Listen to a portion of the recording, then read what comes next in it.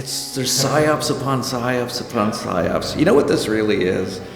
This is a giant 3D video game that we're in, and it's got so many things that can trick you up, and you've got to be super smart, and you've got to learn. They put in like all these, the worst people possible, because none of these elections are real. I have called them selections for a long time. It's all a show. People are just starting to realize that now. You know, the idea that they thought you go into a closet with a shower, like, stop me if this sounds insane. So you're in control of the country, you personally. Every 4 years, you go into a closet with a shower curtain, and there's a Israeli voting machine in there, and there's a red elephant with a pentagram on it, and a blue donkey with a pentagram on it. Finally, it's becoming very clear that that is just a joke. This is the apocalypse, the lifting of the veil. We're headed towards a dystopia, unlike anything in any movie. We'll get right back to our show, but first I urge people to check that link in the description for heavensharvest.com. We are dealing with a crazy time, as of course is by design. In my opinion, we are shifting into a new order, and it's important that we get prepared for what comes next and aren't left behind with food rations, digital IDs, CBDCs, social credit scores, all that kind of stuff. Right now, we have an absolutely incredible sale over at heavensharvest.com. 25% off if you use code WAM, W-A-M. This is something that we've never been able to do before. This is for long-term storable food that's non-GMO, organic kits, heirloom seeds, water filtration and storage, books on how to get started. There's freeze-dried food. Again, this is an opportunity for you and your loved ones to be prepared for the inevitable. What comes next, my friends? So please take this seriously. Go and check this out. 25% off when you use code WAM, W-A-M. All right, now back to the video. Hey everybody, Josh Sigurdson of World Alternative Media here, and we are joined once again by Jeff Berwick of the Dollar Vigilante, of course, the founder of Anarchapulco, which we are at right now in beautiful Puerto Vallarta, Mexico. And Jeff, you have a lot on your hands at this conference. You're doing a lot of work, and you're running around doing panels, speeches, and all that kind of stuff. I wanted to start by asking you something that I've been asking a lot of people lately, because a lot of people always ask, like, who runs the world? Who runs the world? Are there some people hidden away, some cabal, a small group of human beings somewhere that are saying, hey, we're the Rothschilds, do this? Or is there something more spiritual going on that's controlling these people? An example would be, well, why would Bill Gates spray chemtrails in the sky if it affects his own family? Well, I just feel like it's much bigger than human beings here, so I'd like to hear your thoughts on that. What's been interesting is that a lot of people have been talking about this for a long time, like David Icke. It's this reptilian non-human force. Christoph Melchizedek talks about it being a mimic mirror consciousness, and actually I think he's got that really right on. And basically the way to kind of explain it is that I believe it is that it's sort of this mimic mirror consciousness. You can also call it like satanic. It's basically kind of like the same thing. It's just using different terms for, you know, religious terms or not. But and everyone can see that, right? Like everything in the world is inverted. Like you go to school to be dumbed down. You have your democracy to be a slave. You go to the doctor to get sick. You go to, you know, it's just nonstop. So it's very clear that everything's been inverted, and they even talk about that in the Bible. That's what the devil does, inverts everything, and that's very clear. It's actually become very clear now, especially with the latest Epstein files, where they're eating babies. So now this is stuff I've been personally talking about this for quite a long time. So it's kind of interesting to see people waking up to it. And as far as people like, I have that question quite a bit too. Like, why would people like Bill Gates be trying to kill everything on Earth? It's because they are basically, you could say, possessed by this force, whatever you want to call it, and that force, it actually doesn't necessarily want to kill everyone. It actually lives off of our energy, but our negative energy, our louche, and this is a term that a lot of people are becoming more and more aware of.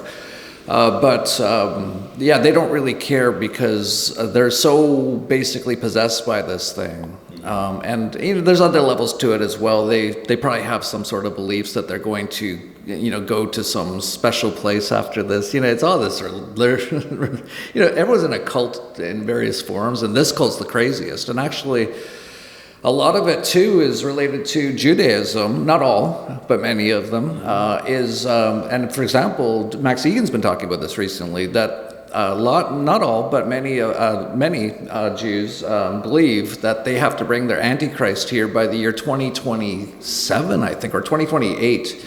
And in order to do that, they need to get that mosque off of the Temple Mount. You know, they're on these crazy, insane child sacrificing, child eating cults. It's unbelievable.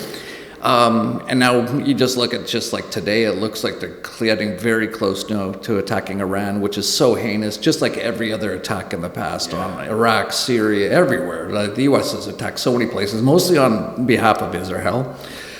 And that it will probably be used, I'm just guessing, to start some sort of a war that they'll say a missile hit the Temple Mount, and now the mosque is gone. Because if they just blew it up themselves, there would be about 1 billion Muslims that would actually be very upset about it. Well, Jeff, have you seen recently in Iran, they burned a giant effigy of Baal, and that somehow insulted the Israelis where they called this anti-Semitic. What does that say about them? Says everything, right? They were very upset. They burnt their god. That is their god. It's Remphan or Moloch. They're kind of similar. And that's what the six-pointed star of Israel is. And of course, Israel was started by the Rothschilds, and they're basically Khazarian, kind of taken over the Jewish thing. In many ways, they actually use the Jewish thing. They use that as a shield. They're very smart about that. And they've somehow made the whole world like, you can't attack Jews. And if you say anything bad about their child eating and all the evil stuff they do, they'll go, you're anti-Semitic. But they're not even Semitic. Semitic is it's a group of languages spoken in the Middle East, and most of those people are not from the Middle East, including Benjamin Milkowski. He doesn't even use his real name. Netanyahu from Poland. Almost every Israeli prime minister is from Europe somewhere. So yeah, it's incredible, but it's so incredible too that finally people are starting to realize this. And I have to admit that I didn't know a lot of this until October 7th. I'd always kind of avoided looking into this area, and it wasn't because I was scared. I was just kind of like, I've looked into so many things. We've looked into everything. 9/11, of course, the moon landing, dinosaurs, evolution, every war, and how it started, Gulf of Tonkin, USS Liberty, and all the false flags, right? So I was kind of like, okay, I probably should look at this Jew thing, and October 7th gave me the perfect reason to do that, because they said some people flew over in paragliders and somehow blew up 300 cars that looked like they were in a war zone. And there was babies in ovens, which there wasn't. And that was very clearly and obviously debunked very immediately. Raping, there was no raping of anyone that I saw or heard about, or there's no evidence of it. Of course, they always say they have the evidence, but they won't show you, but they show certain people and they've seen it and all this sort of stuff. But yet, by the way, we do have video of the IDF raping male prisoners on video, and when questioned on it, they said, well, these soldiers have been through so much, so they deserve to be able to do these things. I mean, it's totally ass backwards. These people are so sick. Like, when people think about cults, right, like the Jim Jones and the Kool-Aid, right, that was just like, I don't know, 50 people or something. No, there's huge cults out there, and this one is the sickest. They actually worship Moloch. They have a lot of beliefs that they're the special chosen ones of Moloch, and that everyone else is basically like animals. They call them Goyim. They do the most evil stuff, and it is so sick to see what they've done in Palestine. And everything they say that the Palestinians do to them is an admission of what they do to the Palestinians. And you pointed out, there's actually almost a riot because someone tried to make it like a law in Israel that you can't rape the prisoners anymore. And there was like a riot. People were going crazy. Like, not everyone in Israel is evil, I don't think. I can't say for sure. I haven't met them all or anything, but I do hear there's a fair amount of people in Israel who are against a lot of this stuff, and they're probably just caught, same way like Americans get caught in a lot of the stuff that their government does too, right? But the people that are doing this are beyond evil and sick and twisted. And yeah, like I said, I had to realize that right after October 7th, it was so obvious. Like, you just look into that. That is the easiest thing to debunk ever. Netanyahu was like, within an hour of the videos hitting Twitter, he was in downtown with like pre-polished video about how we're under attack. Like, it was just 9/11 all over again, which of course they were involved in as well. But people are starting to wake up to this, so it's getting very interesting. We're also seeing normalization and demoralization too, which is something that Orwell always claimed would be the way to bring down a civilization.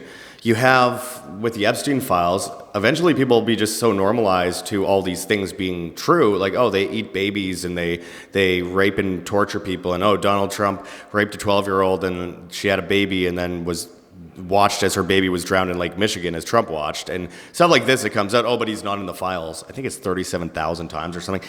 And people will get so normalized to this kind of stuff that they'll just go, I guess that is the way it is. And that's one of the things I'm worried about, because that's what we saw with the security state following 9/11 and what they did with the Patriot Act and the National Defense Authorization Act. I guess that's just the way it is now. Whereas if you go back 30 years and all this stuff that's happening now happened at once, people would lose their mind. But instead we have this. I mean, how much of this do you think is normalization? They're just telling us this stuff. They're coming out with the UFO files. It was announced recently. Donald Trump is going to release the UFO files. To me, it's like this is a limited hangout, and we're all just being demoralized right now. Absolutely, and that's what Edward Griffin did, that amazing interview with, I think his name was Bezmenov. Yuri Bezmenov. Bezmenov, yes. Talked all about it, and that was the KGB Communist Party plan to destroy countries. Communism came from Karl Marx, happens to be Jewish. There's a lot of, but they're not really Jews, that's the thing. So there is this cult that's been doing this for a long time, and yes, that is a huge part, and you can see that now, right? The demoralization, they put in like all these, the worst people possible, because none of these elections are real. I have called them selections for a long time. It's all a show. People are just starting to realize that now. You know, the idea that they thought you go into a closet with a shower, like, stop me if this sounds insane. So you're in control of the country, you personally. Every 4 years, you go into a closet with a shower curtain. And there's a Israeli voting machine in there, and there's a red elephant with a pentagram on it, and a blue donkey with a pentagram on it. Finally, it's becoming very clear that that is just a joke, and yeah, a lot of things are coming to light. This is the apocalypse, the lifting of the veil, and this is all happening. And as far as demoralization, yeah, you can see that with so many people. It's so bizarre to watch it, isn't it? Because I don't know about you, but when I was growing up in Canada, I thought, you know, we lived in, you know, land of the free-ish, I saw it as communist, but like, you know, land of the free-ish, and none of this stuff was actually happening. And it wasn't really, to an extent, it was just starting to happen. You have socialized medical system, that's the start towards socialism and communism, but it was nothing like it is today. And I'd hear about things like the Soviet Union or Mao's China or even Nazi Germany, even though some of those things aren't as bad as I think a lot of people thought they might have been. But they were still bad in various ways. It was still government and tyranny and that sort of a thing. And I couldn't have imagined that much of the world would actually be going through that, and to actually go through it now and to see it. And it's so obvious. But the great thing is we actually have a lot of things, like even the internet and people like yourself and so many people that are getting this information out there that are having a hard time. So it's like TikTok, like Benjamin Makowski was going insane about TikTok. He's like, we have to stop this. They eventually did take it over with Larry Ellison, one of the richest billionaire Jews. He's not a Jew, but you know that's what they say they are on Earth. And they put an IDF person in charge of community standards and censorship. And now you can't even type the word Epstein on TikTok. Your messages won't go through. So then someone started up a new one, right? So we've got all these, this is just, we're actually literally in a war here. Well, I actually wanted to talk about this because, you know, we've all been voluntarists for a long time, anarchists, and anarchism, a form in which most people still don't really understand to this day. But for a long time, I discounted the issue of big corporations. And it seems more and more obvious that through technocracy, they won't need mandates. It's like a Visa card or a MasterCard. Like, if you don't have it, then you just can't access a bunch of the market. And I feel like right now with technocracy, we're seeing this get rolled out where, like, you have X and they're manipulating the algorithm so you can't be seen. You have, you know, they want to put, Elon Musk wants to put a chip in your brain attached to a Pentagon-funded mesh network, but this is a private corporation, right? I wonder what you think now, like, versus maybe when you became an anarchist, the idea of, like, obviously I'm free market, but it seems as though they're using corporations and businesses to get through things that they feel they can't with the state. Yeah, they've always used sort of two forms of governments, right? There's the communism and the fascism. Yeah. And they went quite far with the communism on a lot of stuff, but now we're deep in the fascism. And it's kind of funny because when you hear the left-tard people out there, They'll call everything fascist. They don't even understand really what it is, but that's actually what it is. And fascism is just a merger of state and big business, basically. That's what it is. That's what Mussolini was referring to. And we're seeing it on steroids now. And now Satan Claus has come out with his great reset, and he says we need the merger of big business, and government, and that's the future. And that, as soon as Trump was selected and Elon Musk was in, they all said New World Order, and that's what it is. And now it's going to be a technocratic fascism run by AI, which actually Elon Musk's grandfather was quite involved in even before computers existed, which doesn't even make sense, but he was. Joshua Haldeman. Yeah, he ran the Technocratic Party in Canada 100 years ago, and his nanny, Elon Musk's nanny, says he's the Antichrist. And then you have Peter Thiel. That's a whole other sick. He can barely talk. It's hilarious. He did a whole series of speeches about how he's not the Antichrist, which is kind of funny when you think about it. Like, what, if you are the Antichrist, wouldn't you make a bunch of speeches that you're not the Antichrist? Yeah. And then he said there's two things that actually are the Antichrist. And there's actually no video of him doing these speeches, by the way. I've been trying to find, if anyone's got him, I'm offering a bounty. I forget what it was, $1,000 a Monero or something like that. If someone can get video, like someone's got to have the Google glasses out there, but they're all kind of like the people who went to it are all on the inside. But he said the Antichrist is either one, Greta Thunberg, which, like no one likes Greta, obviously, but I don't think that's the Antichrist. No. And then the second one was anyone who's against restrictions or limiting artificial intelligence. That's the Antichrist, which is the exact opposite, obviously, because when you think about the term Antichrist and what's actually coming and what they actually want, it's going to be basically like a satanic child-eating cult who controls the artificial intelligence systems with the big business, with X, with Meta, with Mark Zuckerberg, who's a Rothschild, and Amazon, Bezos, whose father worked at DARPA, and Bill Gates, who was, involved with, who was it? No, it wasn't Soros. All the big sort of, deep state type people back in the day, like for all the people, these guys created in a garage, But no, that's where it's all headed, and most people can't see it. And even this new peace board, they actually really, peace board. War is peace.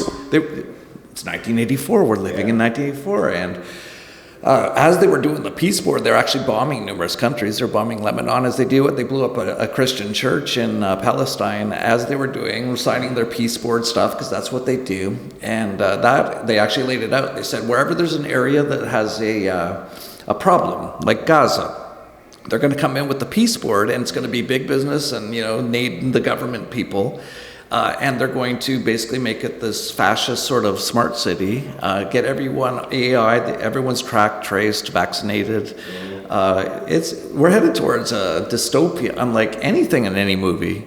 But there's also a lot of hope that I can talk about if you want. Yeah. Well, I do definitely want to get into the hope, which we'll get into in a moment. But first, I wanted to ask you just a bit about, you mentioned like kind of the issues, left-right paradigm. Okay, we're here at Anarchapulco. Obviously, pretty much everyone, maybe there's a few people here and there that still like Trump. I think I've talked to one person that kind of did. But I mean, there's like almost 1,000 people here, and pretty much everyone here, no one is falling for that system, which is great.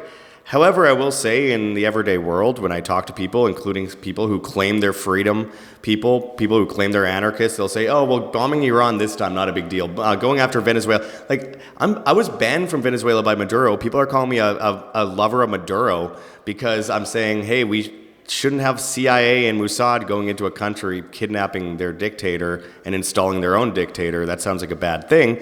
It always has been, but then I get attacked as a leftist. It feels like, remember during, Bush's years, okay, the left was against war. Then Obama came in, the right was against war. That kind of led into today.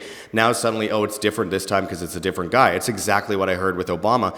So my lesser hope side says, it feels like we're going in circles again, and while there are obviously more people waking up, a lot of them keep getting shanghaied back into that left-right paradigm. I mean, how much of this have you been seeing outside of obviously an event like Anarchapulco?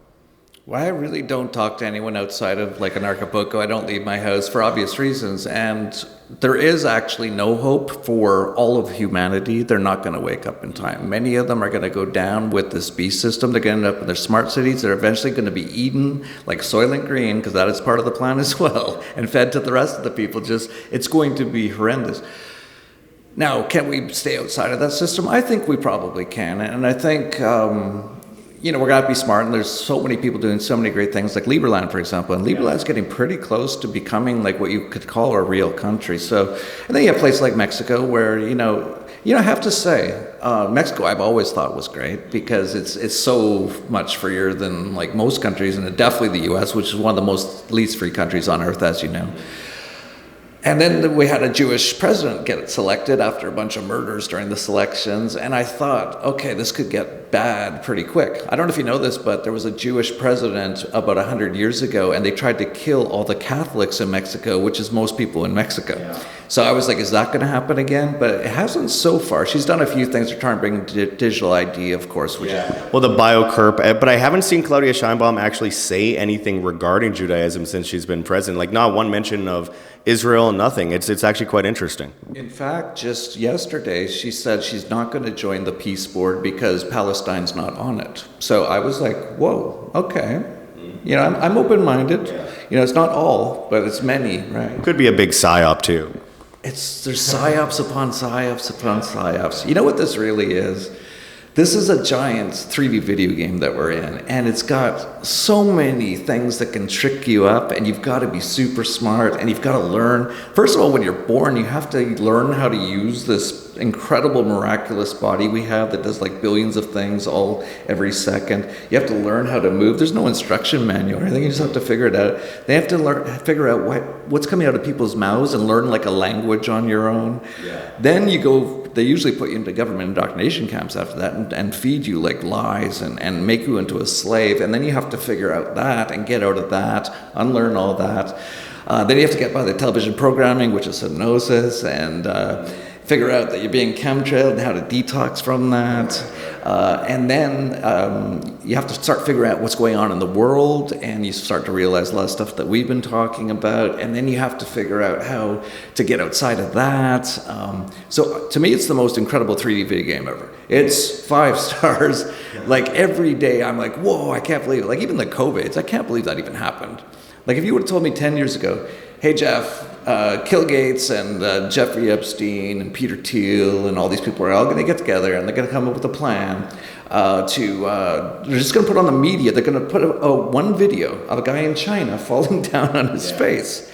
And everyone in the entire world will be hypnotized because it is television programming and the algorithms as well. And they're going to hide in their houses, and the mainstream media, which is all CIA, Mossad, MI6, CISA's propaganda, will just pump into them that there's a virus out there, and they'll fall for it, and they'll wear surgeon's masks for years. Some people are still wearing them. Yeah. Oh, on the way to the conference today, I saw a little Mexican boy, probably 4 or 5, in the backseat of his car wearing a mask, while both of his parents weren't, by the way. Windows up, mask on. I wanted to take a photo. It's not usually recommended to take photos of children through traffic in the car next to you, but I'm seeing it and I'm thinking, this is 2026, and I thought it was beyond batshit crazy by February of 2020. I'm like, what are these people doing? There's some in independent media that felt differently. Well, I won't go into that again. But, Luke Rudowski. But with that said, though, Jeff, I mean, okay, I want to quickly ask you while we still have a little bit of time left. Javier Milei. What do you think about that? I mean, he's an anarcho-capitalist, so he claims, but then he's kissing the wall, and he says we're going to do this deal with Israel. And, well, he did get rid of a bunch of government programs, which, okay, that's good. At the same time, he's still got a bunch of government programs, and he's still using the government to do a whole bunch of things, including welfare incentives for Israel. So, I mean, what do you think of this guy? I mean, is it a net positive that we have someone who's a world leader who calls himself an anarcho-capitalist, or is it a trap to get ANCAPs to then support the state, or is it something in between? That was unbelievable. I can't believe they pulled that one off. So I know people who know him. I know some people who live in Argentina. They knew him from a young age. He actually was a lot like us. So he actually got into anarcho-capitalism through Doug Casey translating the book The Market for Liberty into Spanish, and he got like really into it. So he became like an ANCAP. He believed in the same things that we believe in. He was also very against Israel and even like the Jews and stuff, like not all Jews, but you know, the stuff we've been talking about. And then something happened, and all of a sudden he flipped on all this stuff. And so my friends who know a lot about the MK mind control and stuff, they think that he's basically under MK mind control, and it looks like it because as soon as he became president, he said he's going to be an ANCAP, he's going to like shut down the central bank, he's going to shut down most of the government. He hasn't, we can get into that, but within days, he's all of a sudden in Israel at the Wailing Wall, which is, you know, that's how you know, like... It was like literally within days. I think he got elected, and it was like within 2 or 3 days. Yeah, and then he shipped all the gold out of Argentina to Europe somewhere. No one's ever heard about it. Didn't shut down the central bank. Wanted to join NATO, which is kind of funny because that's the North Atlantic Treaty Organization. I don't know if you have not a globe necessarily, but some sort of a map. North Atlantic. He's in the South Atlantic. I heard, I haven't confirmed this yet, that they just created an anti-Semitic law in Argentina. Now, I can't confirm that, but I heard that's the case. I would not be surprised. I was waiting for it. So that was all them controlling it all again. They put these people into place. Most of these people are either in the cult from the time they're born, or they get into the cult later in life by doing their blood sacrifice sort of like initiations, which, you know, Jay-Z and all those people will do with all the Hollywood people. Or they somehow get them with the MK mind control. So all this stuff is, none of it's really real. No. And the cool thing is, like, actually none of it, and I mean none of it is real, including us, including this experience, we're actually in a 3D video game. And that's what's so amazing about it. So, you know, like, there's actually nothing to worry about. This is our experience. It's just like the True Man show with Jim Carrey. That's a whole interesting topic if you've ever gone down that rabbit hole. He woke up to all this stuff. When I don't want to do it because someone's going to screenshot it, went on TV, did the pyramid with the tongue and everything. Then they killed his girlfriend, and then he went really crazy and weird. This happens all the time. So in this 3D video game, there's this crazy cult that's everywhere. It's like, and they're in control of so many things, and they're trying to destroy us all. But the cool thing is, you can actually win this game. But what you have to do is get physically, mentally, spiritually like a Jedi. Yeah, I did want to finish this off talking about hope, as you mentioned earlier. So can you just go into that a little bit? Yeah, that is the hope. You're going to have to basically do the work. You're going to have to treat it like you're going into the Marines for a good reason, not to attack and destroy brown people or anything, but like you wake up in the morning, you're like, I'm working out, I'm eating perfect, and I don't necessarily eat perfect, by the way, but I'm on my way there. But I'm in my gym and spa for 5 hours a day, meditating in a plasma bath, and when I'm meditating, I'm like getting so connected, I'm getting downloads, and when you get downloads, you actually can see the matrix, and you actually you're not even fully in the matrix. So even with the cops and stuff, you've had problems with police, I've heard. I have in the past many times. Now, because of the work I've been doing, they don't even see me. It's like you're a ghost outside of the machine. So that's a big part of the hope. Another big part of the hope is Christoph Melchizedek, and I would highly recommend you interview him. Incredibly fascinating person. He's deconstructed the entire matrix and how they put this all into place on other dimensions using a boga, which is nuts. And I've seen him do it in person. I just went to Egypt, spent like a month, and he was like taking all their black magic out of all the pyramids and all that kind of stuff. He says it's now transmitting real true source flame plasma into the earth. He says within about 2 years, we're going to have basically a Carrington type event that people who are in the matrix will think is an EMP from the sun. It's actually going to be the plasma returning to earth. Then there's going to be a bifurcation. So if by that point you've got yourself really good, we're going to go on 2 different timelines. I know it sounds crazy. There's a lot of people out there right now. This is crazy. Could be. I don't know. But I'm right in this right now. I'm in the middle of it all, and I'm seeing it all. I'm actually seeing the miracles happening all the time. and what he's doing and what many people are doing. And so in 2 years, there's going to be a bifurcation. So if you've got yourself good and connected to source, and that's, a lot of people are more, they have the religious belief of Jesus and all that. So yeah, connect with that and, you do all the work with that. And that's not just believing, in my opinion. That's where I think a lot of people got it wrong. And I think that's part of the programming that the system has put into place. You're actually supposed to do the work and become like Jesus. And then you get out of it. And if you don't, Max Egan, if you have him on your program, he'll tell you if you don't get out in the next few years, they're going to put you in the mainframe. They're going to actually steal your consciousness. I know it all sounds crazy, but I don't have a lot of time. I don't have a time to slow this down for anybody. And none of that's crazy at all, because that is the mainframe when they integrate AI and technocracy and digital ID, CBDCs, 15-minute cities. Yeah. What was a big part of the COVIDs was getting everyone's blood. The 23andMe, also run by a Jewish person, not really Jewish, but you know what I'm saying. The sister of Susan Wojcicki, who ran YouTube simultaneously. Which kicked us all off the second that we started to expose the COVIDs, right? Only for her to die from vaccine injuries months later. There are beautiful things. This is what I'm talking about. And they're all going to get that. There is karma. There is karma. Yeah. And it's coming. No. I really appreciate it, Jeff, as always. I think the first time I interviewed you was all the way back in 2015 when you were like a skinny chain-smoking kid, and I was much more of a kid as well. But it's been interesting to watch you develop over the years and everything. And it's always good to talk with you. And again, everyone obviously who hasn't yet already seen this, obviously the Dollar Vigilante. Could find it on YouTube now, but I think it's better if people find you on vigilante.tv. And of course, I'm on there as well, and they've been posting my videos there for a few years, which I appreciate. And as well as things like BitChute. Go on BitChute. Ray Fahy is here. I interviewed him a few hours ago, and he's awesome. And I just urge people to kind of get out of that YouTube realm and get out of that X realm. They're trapping you. They're entrapping you to force you into the new technocratic system and social credit. Trump now has 5 years social media history to enter the country. That is social credit. But anyway, there is hope.